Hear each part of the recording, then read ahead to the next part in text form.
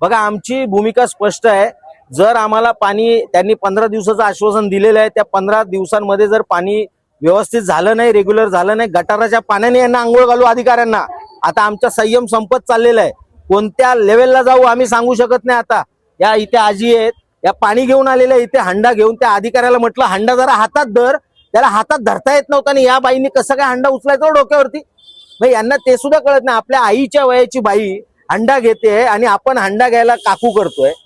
अशा पद्धतीचे अधिकारी दिले असतील तर कशा पद्धतीने कामं होणार। बघा, गेले महिन्याभरापासून कळंबोली आणि तळोजा फेज 1 फेज 2 मधल्या नागरिकांना पाणी मिळत नाहीये आणि सिडको कडून अपेक्षित उत्तरं सुद्धा मिळत नाहीयेत। ज्यावेळी उन्हाळ्यामध्ये आम्ही असाच एक मोर्चा सिडकोवर काढला होता, त्यावेळी सुद्धा यांनी जुजबी उत्तरं दिली होती। त्यानंतर आज जवळपास 4 ते 5 महिने झाल्यानंतर सुद्धा यांच्याकडे उत्तरं नाहीयेत। बाजूच्या नवी मुंबई महानगरपालिकेमधल्या नागरिकांना पाणी कपात करायच्या आधी 220 लिटर प्रति माणसी पाणी प्रतिदिन मिळत होतं। आता पाणी कपात केल्यानंतर सुद्धा 175 लिटर प्रतिदिन मिळतंय प्रति माणसी पाणी। आणि आमच्या इथे कळंबोलीमध्ये तळोजामध्ये फक्त 112 लिटर प्रति माणसी पाणी मिळतंय। यांना घरं घेताना सिडकोने 24 तास पाण्याचं आश्वासन दिलं होतं। तुम्ही सरकारच्या मान्यतेनुसार 135 लिटर प्रतिदिन पाणी पण देऊ शकत नाहीयेत। आणि तिकडे मंत्री, या राज्याचे एक मंत्री स्वतःला फक्त नवी मुंबईचे मंत्री समजतात, इथले नागरिक त्यांचे नाहीयेत असं ते समजतात। ते सरळ सांगतात की पनवेल महानगरपालिकेला आम्ही 1 लिटर, सिडकोला 1 लिटर पाणी आम्ही देणार नाही। जो करार झालेला तो करार सुद्धा नवी मुंबई महानगरपालिका पाळत नाहीये आणि इथले नागरिक मात्र पाण्यासाठी तडफडतायत। हे तडफडणारे नागरिक गणेश नाईकांना दिसत नाहीयेत। आम्हाला तर आश्चर्य वाटतं, असे कसे महाराष्ट्राचे मंत्री आहेत। त्यांच्याकडे एक शाश्वत पर्यायच उपलब्ध नाहीये। त्यांचे जे काही पर्याय आता आहेत हे 3 ते 4 वर्षात पूर्ण होणारे आहेत।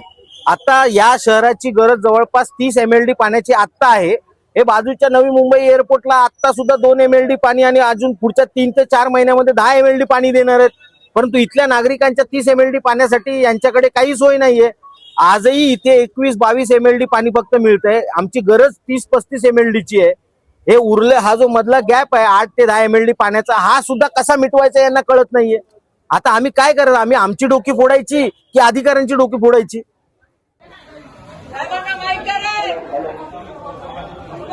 पाणी काय येत नाही लोकांना, पाणी का देत नाही तुम्ही, त्यांना कळलं पाहिजे।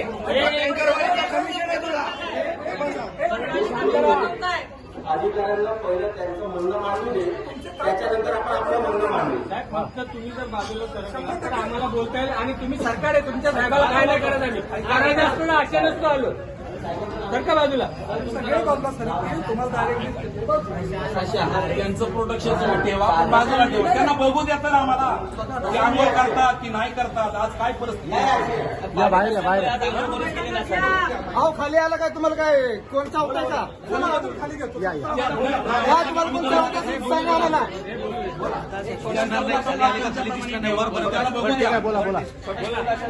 बोला बोला बोला शूट करा। 3 दिवसापूर्वी माणसेतर्फे आम्हाला एक निवेदन मिळालं होतं की पाण्याची समस्या आहे। पाण्याची समस्या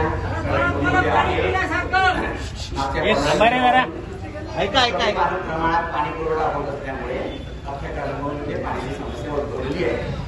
आम्ही विनंती केली की एक काम चालू आहे, त्याची येतं पाणी आपल्याला तर खूप कमी प्रमाणात येत आहे, त्यासाठी एक काम चालू आहे, त्याला अजून 15 दिवस जवळ पकडायला होतं। त्यामुळे की जर काम झालं तर आपल्याला पाणी पुरवठा चांगला इम्प्रूव्ह होईल। आणि नेहमीची काही मुद्दे नागरिकांच्या समोर मांडले होते, त्यातला एक मुद्दा होता सद्यस्थितीत देण्यात येणारा दरडोई 220 प्रतिदिन प्रति माणसी पाणी पुरवठा कमी करून दरडोई 175 प्रतिदिन प्रति माणसी करण्याचे नियोजन करायचे। गव्हर्नमेंटने जो मानक ठरवलेला आहे निकष, प्रत्येक माणसाला निदान 135 लिटर रोज पाणी मिळालं पाहिजे। नवी मुंबई महानगरपालिका क्षेत्रातल्या लोकांना 220 लिटर रोज मिळत होतं आणि पाणी कपात करून सुद्धा 175 लिटर त्यांना रोज पाणी प्रतिमानशी मिळत होतं। इथे साला तुम्ही 112 लिटर देता एका माणसाला आणि बाजूच्या महानगरपालिकेमध्ये 175 लिटर एका माणसाला मिळतं, म्हणजे आजही अतिरिक्त पाणी मिळत जातं। आपले आमदार काय करतात, एका गणेश नाईकाची बटिंग झाली आहे सिडको। गणेश नाईक सांगतात की हे नाचतात त्या पद्धतीने। गणेश नाईक काय मंत्री म्हणून फक्त नवी मुंबईचे मंत्री आहेत? गणेश नाईक आपले मंत्री नाही आहेत का? एक मंत्री सिडकोला नाचवतो नाही, नाचतायत. साड्या द्यायला पाहिजे त्यांना खरं नाचवण्यासाठी. काय तुमचं नियोजन?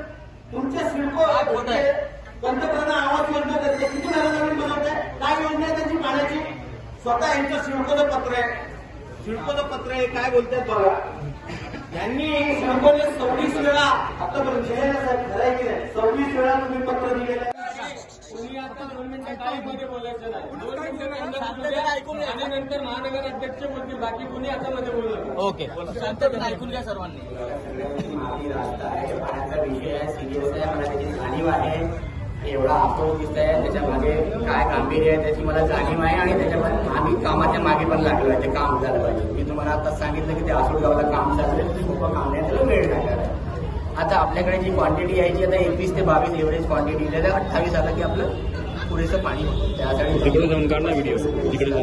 थोडं सहकार्य करा. नेहमी तुम्ही सहकार्य करता, वेळोवेळी या पाण्यासाठी. किती दिवसात? किती दिवस? 15 दिवस लागणार आहे. तवसर मग बिल्डर लोकांचे जे कंस्ट्रक्शन चालू आहे त्यांचे कनेक्शन बंद करा. सर तुमचं सगळं थांबवा, लॉटरी काढली तुम्हाला लागतील. आम्हाला मान्य आहे ते काम सिव्हिलचं काम असतं त्याला वेळ लागतो. पण आता आमची मागणी आहे की जेवढे बिल्डरची कामं चालू आहेत त्यांचं कनेक्शन पूर्ण होतं. बंद करा. त्याच्यात आणि जे टँकर तुम्ही सोडताय हो घेतात ना, पैसे घेतात ना. घालायची. 4 दिवस पाणी नाही आलं तुम्हाला चालतंय. 4 दिवस पाणी नाही आलं तर नवीन मुंबईवाले रस्ते बंद करतात. गणेश नाईकांची पायटागुळी करतात, म्हणून गणेश नाईक भांडतात त्यांच्यासाठी. तुम्ही तुमच्या आंदोलनाची 30 एमएलची गरज आहे. बघून गेलं हे सचिन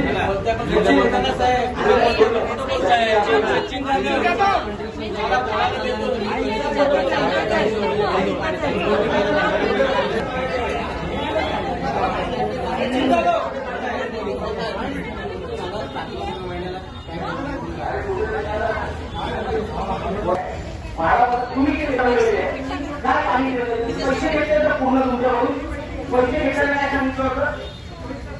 24 तास 4 दिवस पाणी येत काय व्यवस्था करणार? ते पाणी नीट नाही. अरे लाजा वाटला पाहिजे तुम्हाला. मुलं आजारी पडत पाहिजे, डेंग्यू मलेरिया व्हायला लागलाय. तिथलं पाणी वाढलं पाहिजे ना, धुवायला पाणी